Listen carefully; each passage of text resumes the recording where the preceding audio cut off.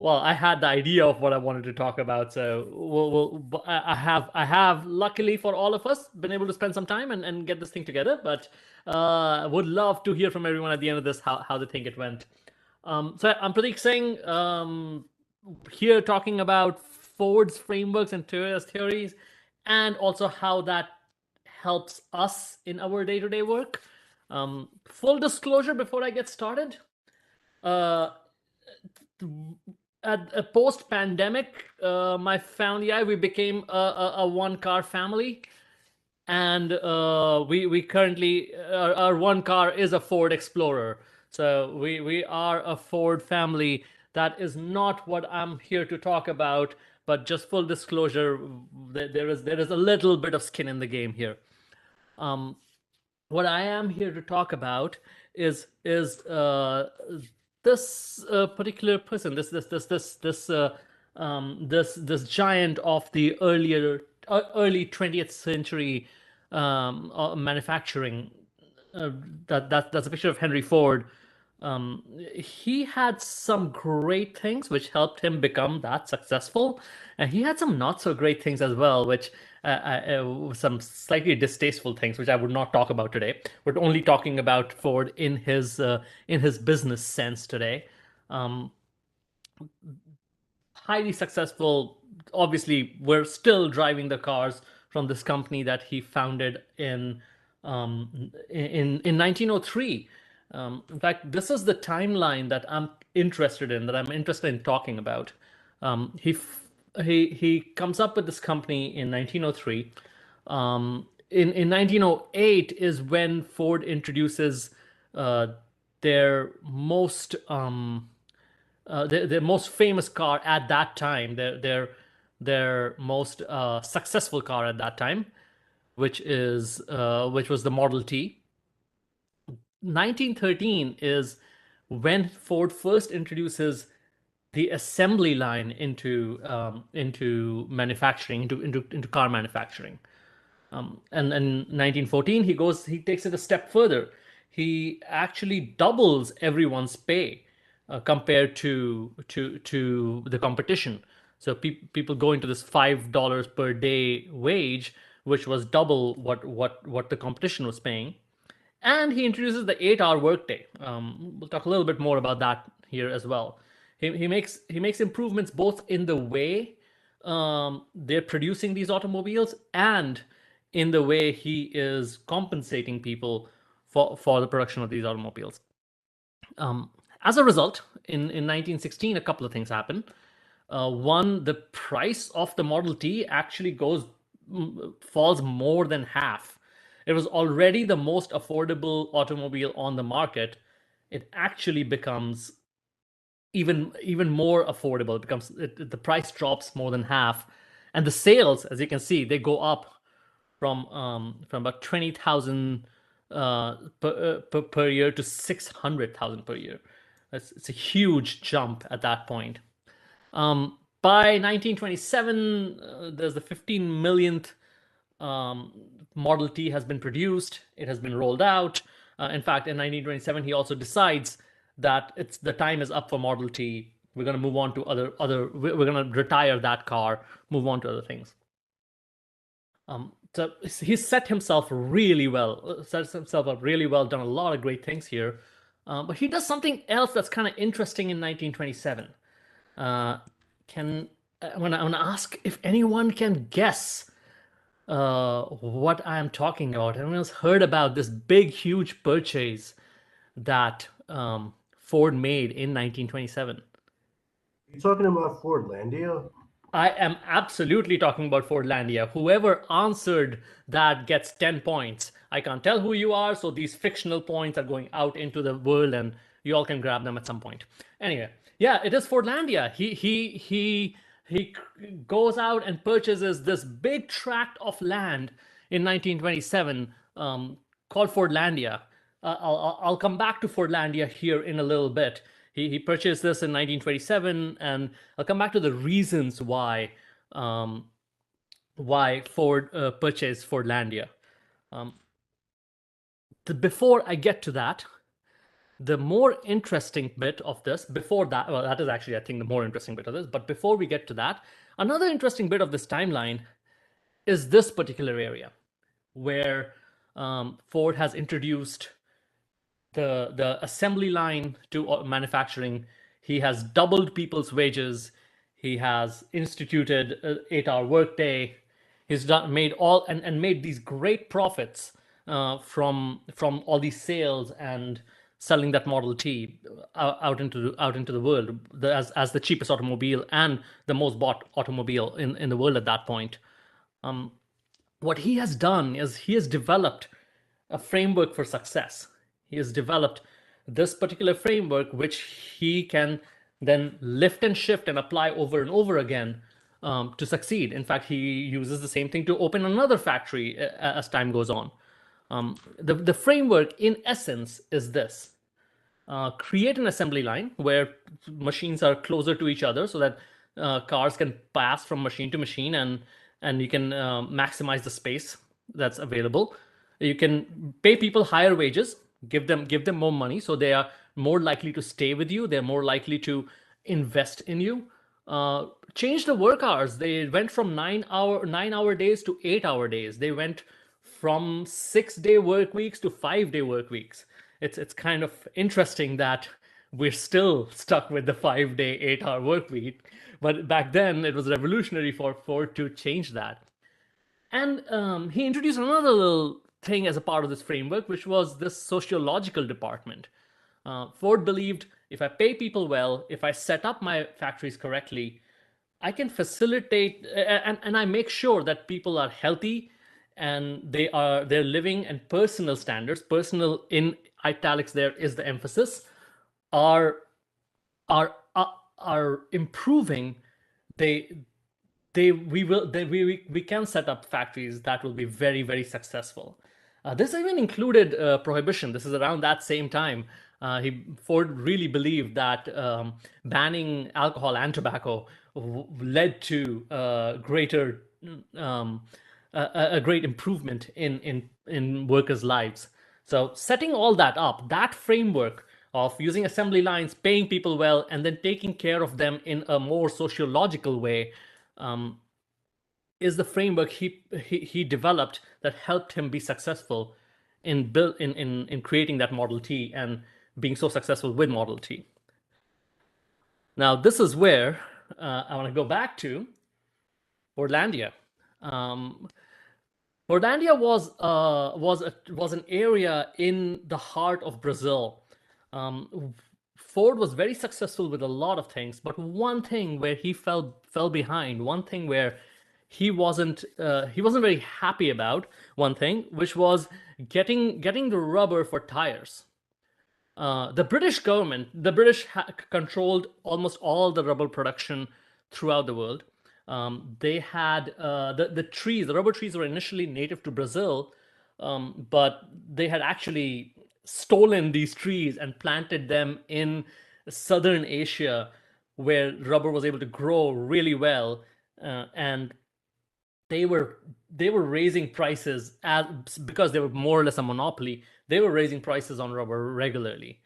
Ford wanted to control his own destiny, and in order to control his own destiny, he bought this tract of land from the Brazilian government called Fordlandia.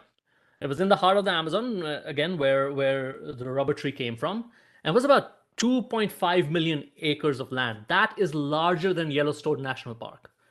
That is about 10 times the size of New York City. It was a large area. In fact, Ford wanted to go out there, plant these rubber trees, and become a vertically integrated industry where he could control everything, and he could take advantage of the fact that he was controlling everything.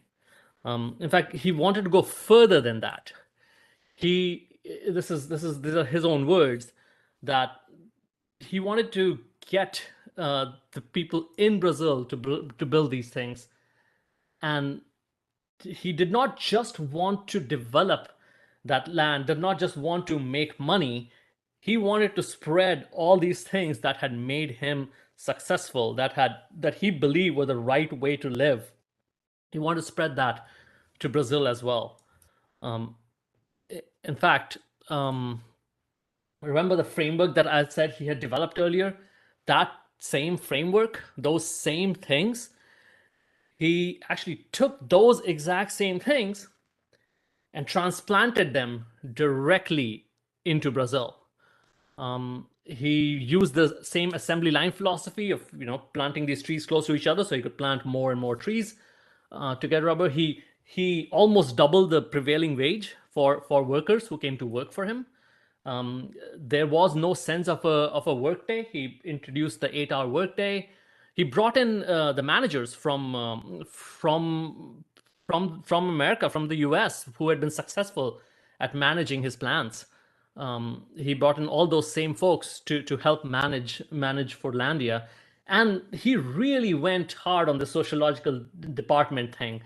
He built American style houses, schools. There was even a golf course there. He prohibited alcohol and tobacco. There was a cafeteria serving American food. All the stuff, time clocks, poetry readings. He essentially wanted to take the Midwest and transplant it directly into Brazil. That not only did he develop this framework that worked really well, he took that same framework and tried to transplant it into Brazil. In fact, there are, if you go out there, you'll find old pictures and even today's pictures of Fordlandia. Top left is the school.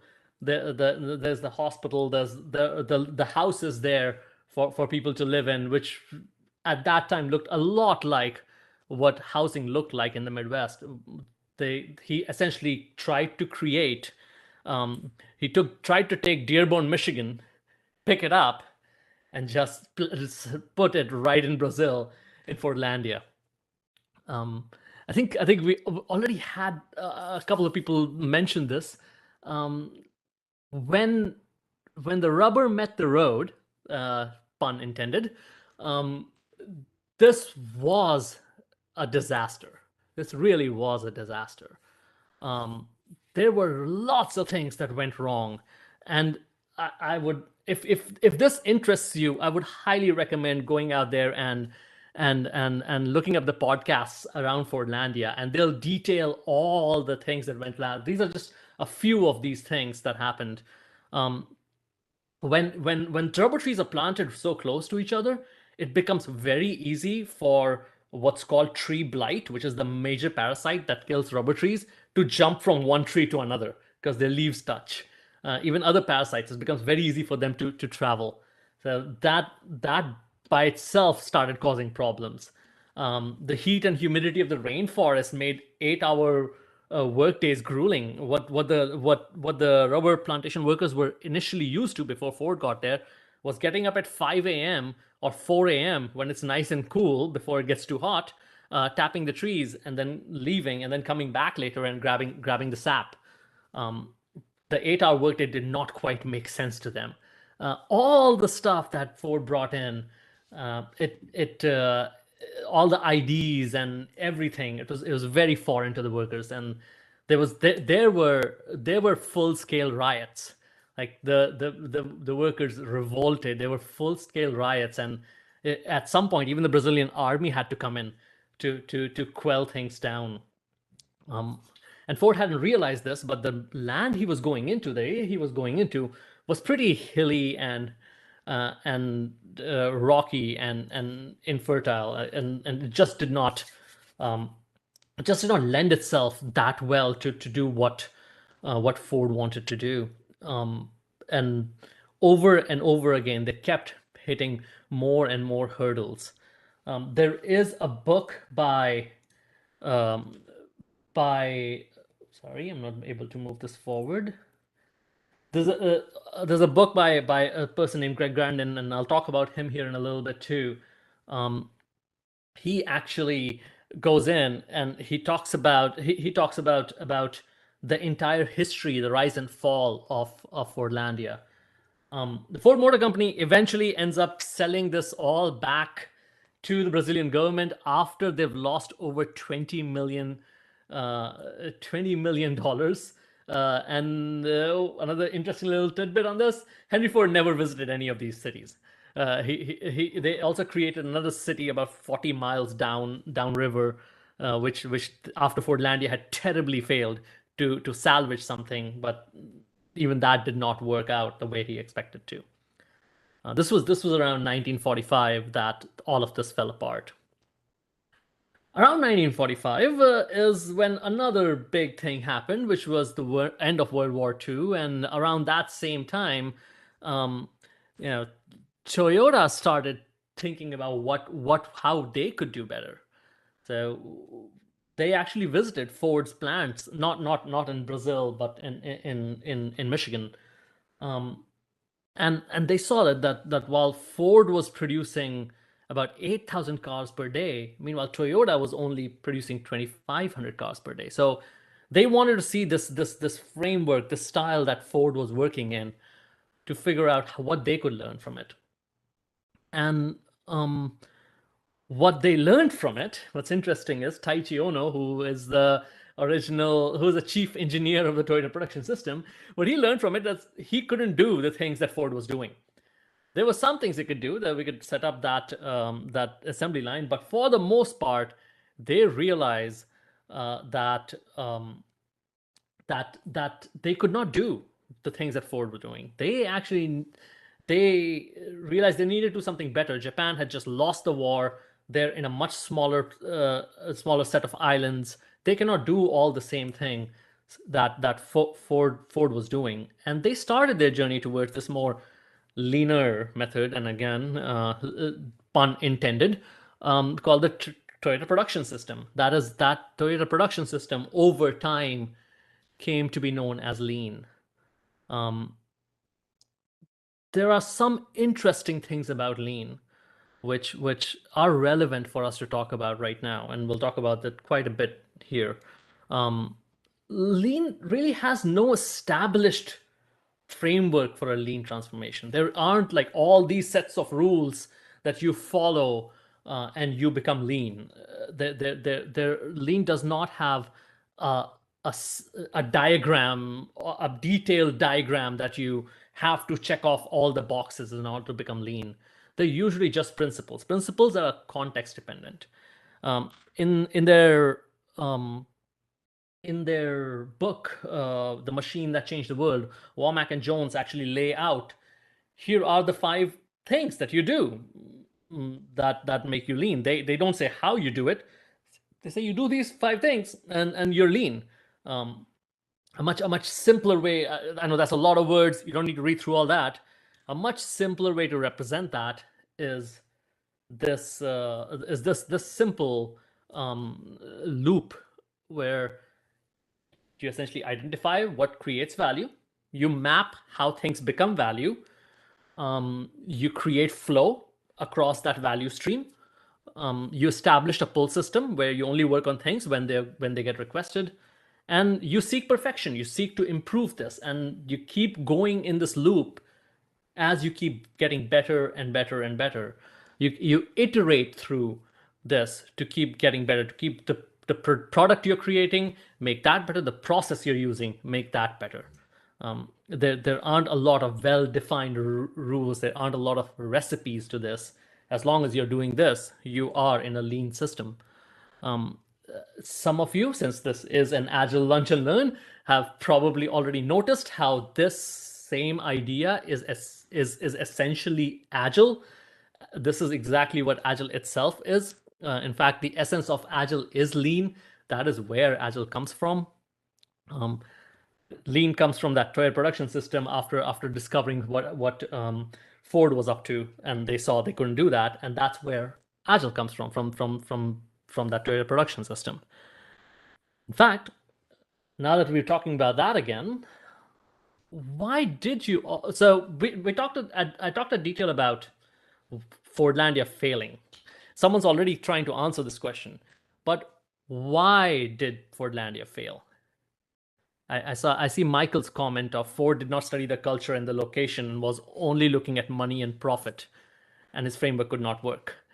Any other That's absolutely true. What else? What else do you think happened there? Why did Fordlandia fail?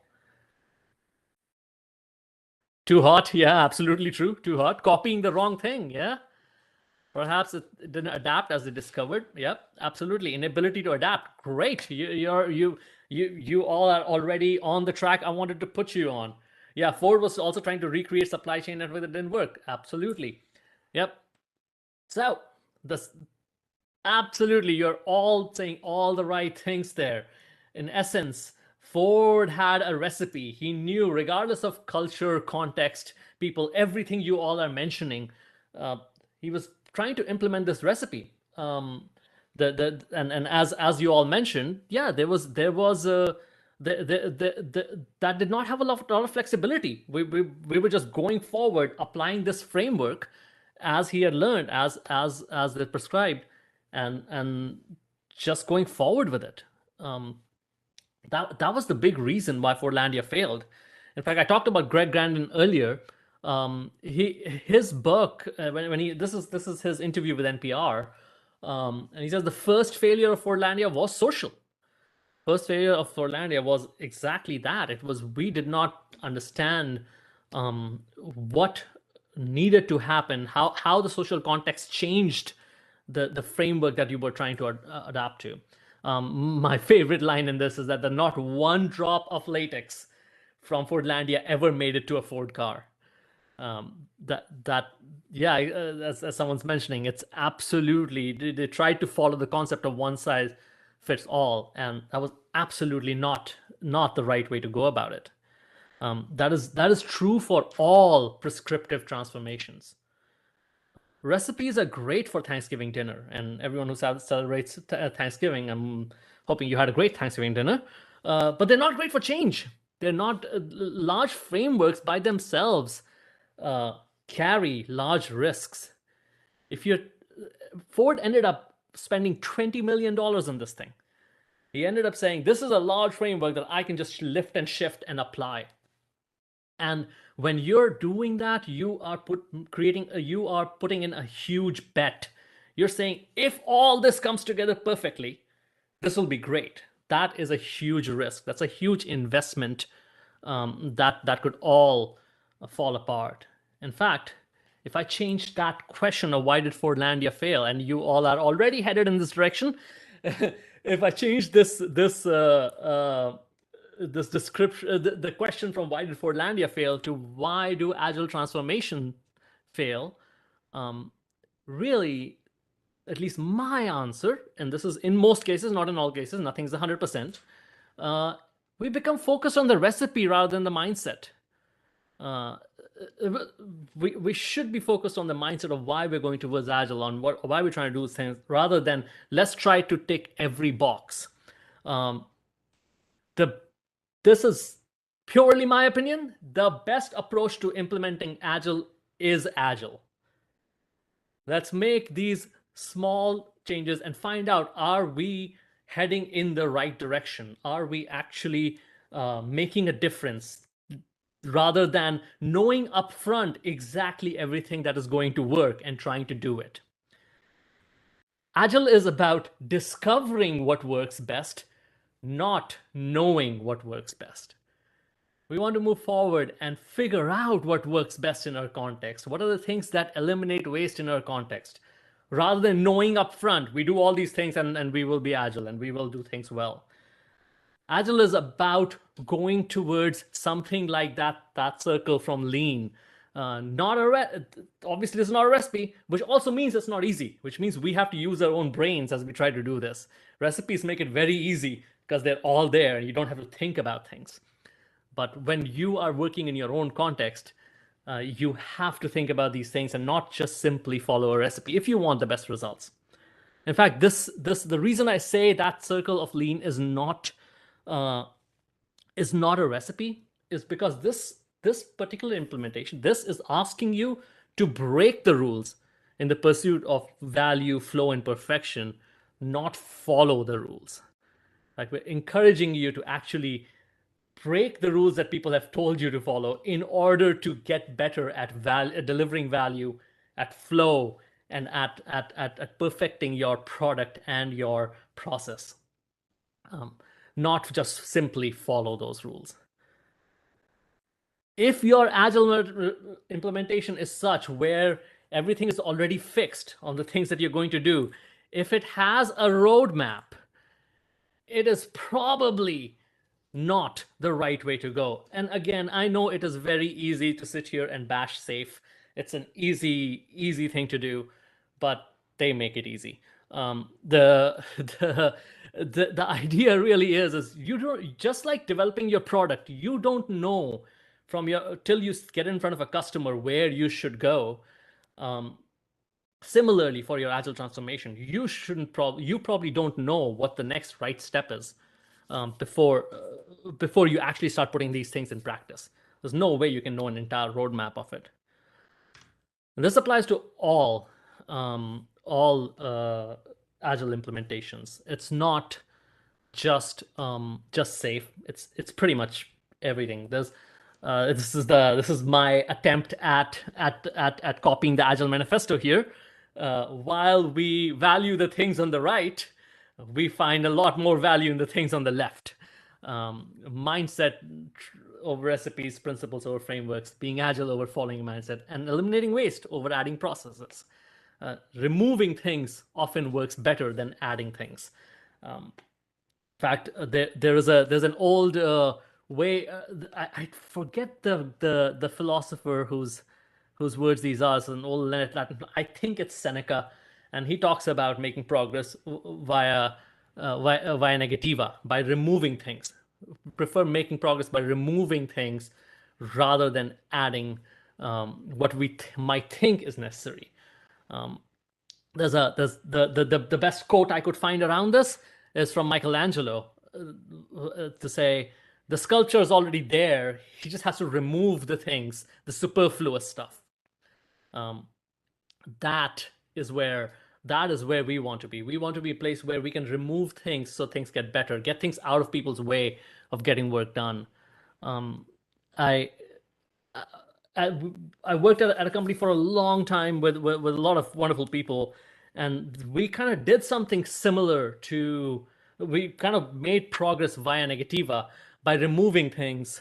And credit to everyone who was involved in this transformation as we did this. This is back in 2005. We were a Scrum shop, and we had all these teams that were cross-functional teams of 6 to 10 people responsible for functional areas. The company was doing really well, so we grew really quickly. We went from 10 to 30 teams very quickly, and by the time I left that place, I think we were up to about 80 different teams. And when you grow that fast, the thing that comes in your way is all these dependencies. Team A is dependent on Team B, and then Team B is dependent on Team C. At that point, when it came to scaling at least, none of these things existed. Less, safe, dad, none of these things existed at that point of time. We had to figure out ourselves how we could make progress without any of these recipes becoming available. Now, this is where we went to make progress via negativa.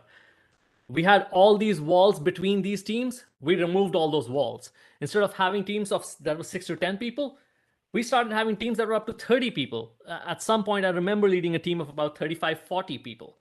We broke those rules. We were like, the problem is dependencies. Why not just make these people one team so the dependencies are just gone, and let them self-manage and figure out how things work. We removed these walls and we believe made things better. In fact, we went further than that. We stopped sprinting. We went to more of a continuous flow system.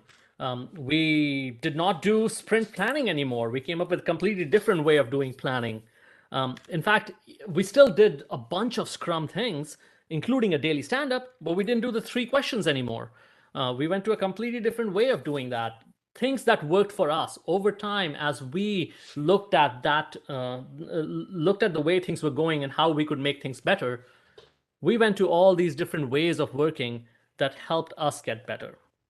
In fact, that this is a Kanban board for one of the teams that I used to work on, and all the elements of that lean circle are on this board.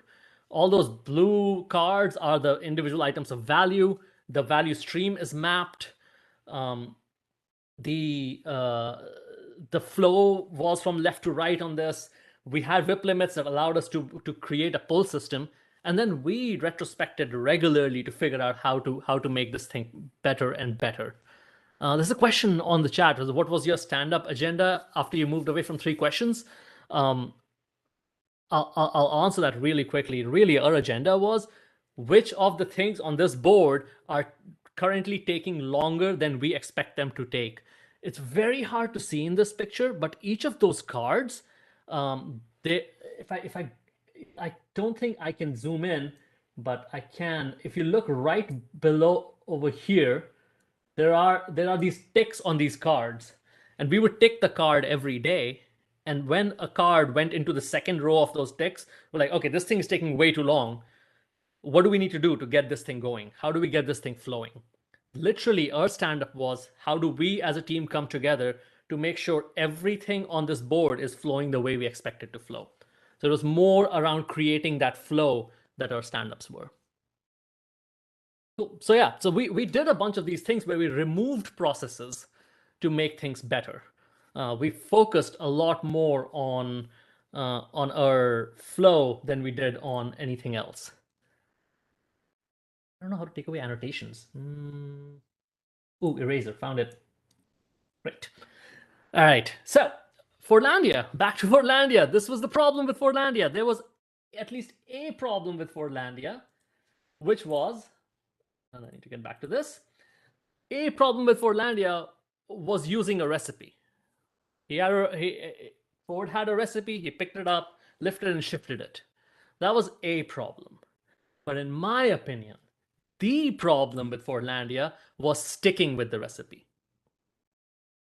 Once we realized this wasn't working, and some of you mentioned this in the chat as well, once we realized it wasn't working, it's our job to start changing it. Let's figure out what are the rules that need to be broken in order to make this thing work for us. If parts of a framework or a recipe do not work in your context, remove them, change them. And also, this is where I'll get a little more provocative here. If a framework or recipe falls apart when you change it, well, it might not be agile enough. It just might not be. It might just be the wrong approach. And someone mentioned inspect and adapt. Inspect and adapt is not just for your product. It's also for your process. It's also to figure out what works for you best. It's also uncovering better ways of developing software, to quote the Agile Manifesto once again there. Recipes are there as a starting point, not as an ending point. More often than not, you will need to change things, and you might not need the entire recipe at times. You could probably just grab elements from it. In fact, as I mentioned before, I keep getting into this. There we are. Agile is more about discovering what works best in your context, not knowing what works best. As we make progress, let's look at how we're doing. Are we able to satisfy our customers? Are we able to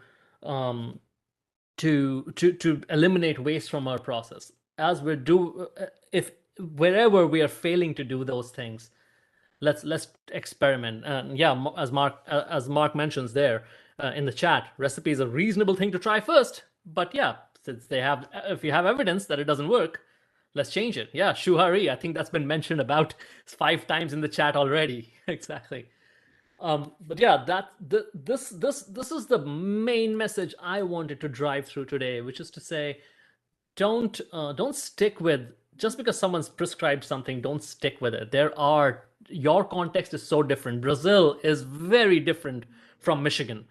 What works in Michigan is not always going to work in Brazil. So whenever you see things where someone's selling you a wholesale, big, huge framework transformation, well, be agile about it. Do the small thing, figure out what's working, and then do the next thing, as opposed to trying to do a big wholesale thing.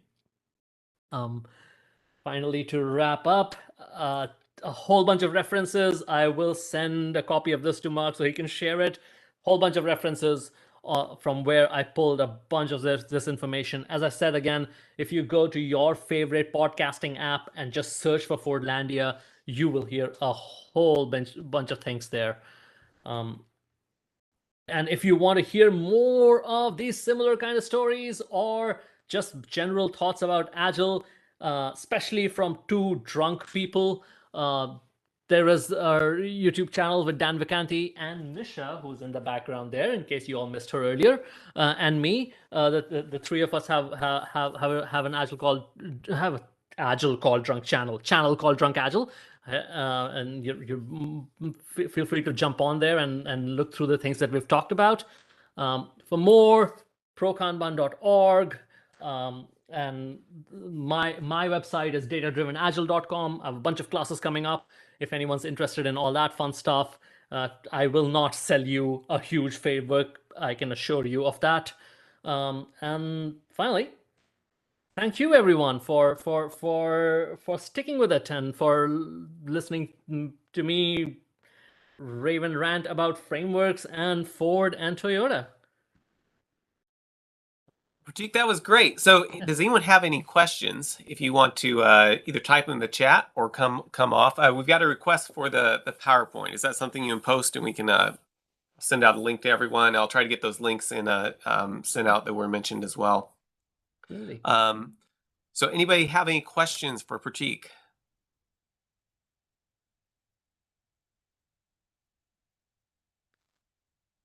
So I've got a question. One thing you were mentioning of focusing on the tickets that were had the most tick marks on them.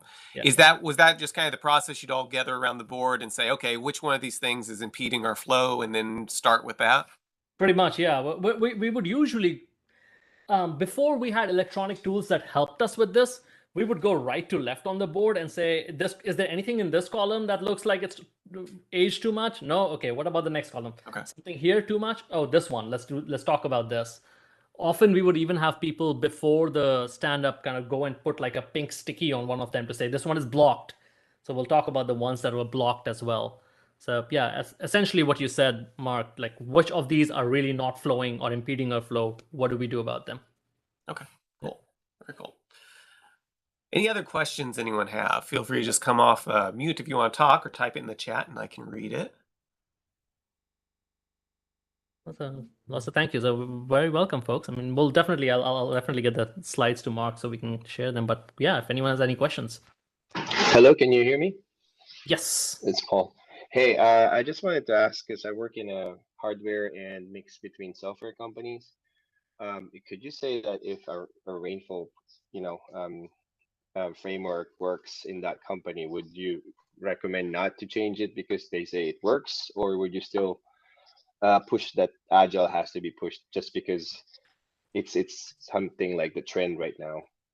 Yeah, I would say if it works, you don't have to change it. But again, I go back to that diagram of Lean to go, it's working great. What can I change here to make it better? I would rather look at if there's some customers that are unhappy, or if there is a lot of waste in the system, how do I remove that? As opposed to, let me change this over to this completely different thing. The Via Negativa thing of how do we pursue perfection is what I would recommend more than, hey, let's go flip this whole thing over just because we want to.